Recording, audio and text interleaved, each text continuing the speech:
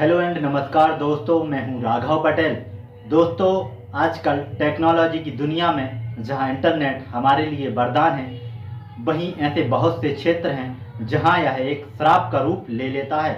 दोस्तों, आजकल की सोशल मीडिया की दुनिया में बहुत संभल कर कदम उठाना चाहिए, खास तौर से महिलाओं को। भारत में हर दूसरे सेकंड एक महिला साइबर अपराधों का शिकार होती है और ऑनलाइन प्लेटफॉर्म अब एक नया मंच है जहां पर महिला की गरिमा, गोपनीयता और सुरक्षा को चुनौती दी जा रही है। महिलाओं को ट्रोलिंग करना, गाली गलौज करना, धमकी देना, घूरना, बदनाम करना, पीछा करना, बदला लेना और अश्लील बातें करना, ऐसे कई अपराध दुनिया में व्याप्त हैं।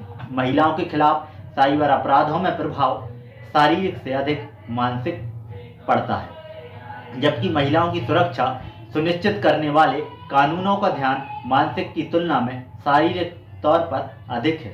कुछ प्रसिद्ध साइबर अपराधों ने हजारों महिलाओं को डिप्रेशन, उच्च रक्तचाप जैसी विभिन्न स्वास्थ्य मुद्दों में डाल दिया है और उत्पीड़न के कारण महिलाओं चिंता, हृदय रोग, मधुमेह, थायराइड जैसी बीमारियों से पीड़ित हो गई हैं।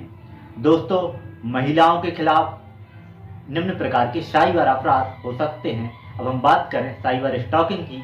साइबर स्टॉकिंग बढ़ रही है और महिलाओं के प्रति होने की सबसे अधिक संभावना है। साइबर स्टॉकिंग ऑनलाइन उत्पीड़न और ऑनलाइन दुरुपयोग के लिए किसी को परेशान करने के लिए इंटरनेट का उपयोग करने का एक तरीका है। एक साइबर स्टॉकर पीड़ित को सीधे शारीरिक तौर पर खतरे में नहीं डालता है, लेकिन जानकारी इकट्ठा करने के लिए पीड़ित की ऑनलाइन गतिविधियों का ध्यान रखता है। मौखिक धमकी के विभिन्न रूपों से धमकी देता है। ऑनलाइन इंटरेक्शन की गुमनामी पहचान की संभावना को कम करती है और साइबर स्टॉकिंग को शारीरिक गतिरोध से अधिक सामान्य बनाती है। दूसरी हम बात करें मानहानि की, तो दोस्तों, साइबर मानहानि में मानसिक तनाव और मानहानि दोनों को ही शामिल किया गया है। इसमें एक वेबसाइट पर व्यक्ति के बारे में बदनाम करने वाली जानकारी प्रकाशित करना और उस पीड़ित के संगठन, सामाजिक और दोस्तों के बीच इसे प्रसारित करना शामिल है, जो उसकी मानसिकता और दर्द का कारण बन सकते हैं। किसी महिला की प्रतिष्ठा को बर्बाद करने का आसान तरीका है। अब हम बात करें ईमेल स्पूफिंग की। यह एक मेल को दर्शाता है जो निकलता किसी और के नाम से है, लेकिन भेजने वाला कोई और होता है। यह मौद्रिक क्षति का बड़ा कारण बनता है। अब हम बात करें फिशिंग की। फिशिंग संवेदनशील जानकारी जैसे उपयोगकर्ता का नाम, उसका पासवर्ड और उसकी व्यक्तिगत जानकारी प्राप्त करने का इरादा रखने का एक प्रयास होता है। दोस्तों, हम साइबर कानून के बारे में जानेंगे कि कौन कौन से साइबर कानून भारत में हैं। सूचना और प्रौद्योगिकी अधिनियम IT एक्ट 2000 के तहत किसी की गोपनीयता भंग करने के लिए कई धाराओं के तहत आरोपियों और साइबर अपराधियों पर मामला दर्ज किया जाता है। अब हम बात करेंगे धारा 67 के बारे में। जब इलेक्ट्रॉनिक सामग्री में अश्लील सामग्री को प्रकाशित या प्रसारित करने से संबंधित IT एक्ट के पहले खंड के बाद में IT एक्ट 2008 के अनुसार इसे और पावरफुल कर दिया गया है। इसमें बाल पोर्नोग्राफी और रिकॉर्डों को बनाए रखना सभी शामिल है। अब हम बात करें धारा 66A के बारे में। संचार सेवा के माध्यम से आपत्तिजनक संदेश भेजना, प्राप्तकर्ता को परेशान करना, धोखा देने के लिए ईमेल भेजना, आमतौर पर IP और मेल स्पूफिंग के बारे में जाना जाता है। इन सभी कृत्यों के लिए 3 साल तक की सजा, जुर्माना या फिर दोनों हो सकते हैं। अब हम बात करें धारा 66B के बारे में। तो हम 66B के बारे में बात करें तो इसमें यह बताया गया है कि बेईमानी से चुराए गए कंप्यूटर संसाधन या संचार उपकरण के बारे में। इसके लिए 3 साल तक की सजा, 1 लाख रुपए जुर्माना या सजा और जुर्माना दोनों हो सकते हैं।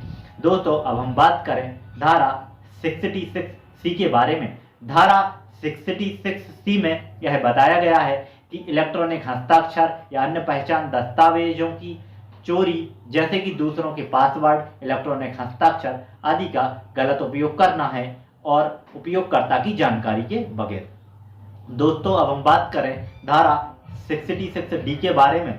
तो धारा 66D में कंप्यूटर संसाधन व संचार उपकरण का उपयोग करने वाले व्यक्ति द्वारा धोखा देने या तो जेल की सजा से दंडित किया जाएगा या 1 लाख रुपए या जुर्माना या फिर दोनों हो सकते हैं। दोस्तों अब हम बात करें धारा 66E के बारे में। 66E में गोपनीयता का उल्लंघन, किसी व्यक्ति के गोपनीय क्षेत्र को उसकी सहमति के बिना प्रकाशित करना या प्रसारित करना शामिल है। इसके लिए 3 साल तक की सजा और 2 लाख रुपए तक का जुर्माना हो सकते हैं। दोस्तों अब हम बात करें धारा 66F के बारे में। धारा 66F में साइबर आतंकवाद के बारे में बताया गया है। साइबर आतंकवाद राष्ट्र की एकता, अखंडता और सिक्योरिटी के लिए खतरा होता है।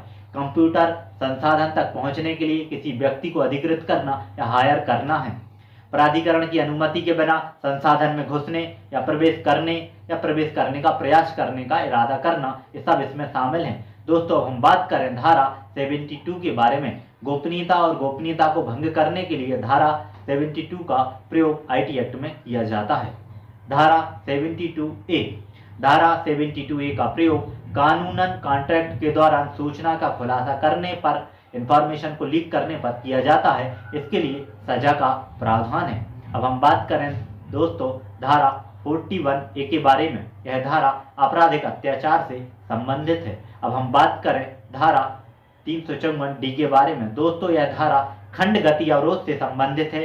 यह स्टाकर को एक पुरुष के रूप में परिभाषित करती है जो कि एक महिला का पीछा करता है और उस महिला से संपर्क करने की कोशिश करता है। डिजिटल मीडिया का प्रयोग करते समय महिला द्वारा की गई हर गतिविधि पर नजर रखता है। दोस्तों आशा है कि आपको यह वीडियो पसंद आई होगी।